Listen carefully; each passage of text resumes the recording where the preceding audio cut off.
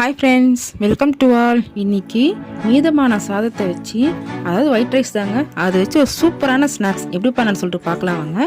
அதுக்கு நான் ஒரு மிக்ஸி ஜாரில் ஒரு கப் சாதம், அதோட உப்பு சேர்த்து கொஞ்சம் கெட்டி பதமாக அரைச்சி எடுத்துக்கிறேன். அதோட ஒரு கப் ரவை கரெக்டாக இருக்குங்க அளவு இது, அதை சேர்த்துக்கோங்க. அதோட ஒரு கப்பு தயிர், கெட்டி தயிர் போட்டு மூணுத்தையும் போட்டு நல்லா கலரி வச்சுடுங்க. அதோட கொஞ்சம் சமையல் சோடா போட்டு வச்சிங்கன்னா உங்களுக்கு அந்த டிஷ்ஷு நல்லா சாஃப்டாக வரும். பணியாரம் தாங்க, நல்லாவே சாஃப்டாக வரும். பார்த்திங்கன்னா இந்த மாதிரி எடுத்து போடுற மாதிரி இருக்குது. இது நம்ம ஒரு 10 நிமிஷம் ஊறட்டோன்னு விட்டுருங்க. கண்டிப்பாக 10 to 15 மினிட்ஸ் நம்ம டைம் கொடுத்தே ஆகணும்.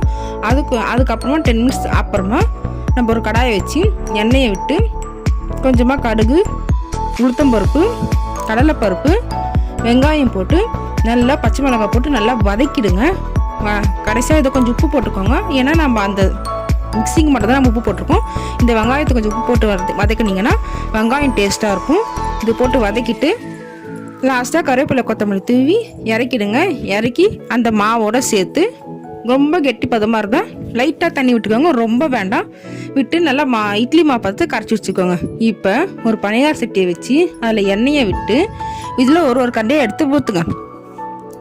ஊற்றி மூடி போட்டு வேக வச்சு 2 பக்கமும் திருப்பி போட்டு எடுத்தீங்கன்னா செம்மையாக டேஸ்ட்டாக சாஃப்டான ஒரு குழி பணியாரம் சூப்பராக ரெடி ஆகிடுச்சிங்க. இது ரொம்பவே டேஸ்டானது. வீட்டில் மறக்காமல் ட்ரை பண்ணி பாருங்கள் ஃப்ரெண்ட்ஸ். பாய்.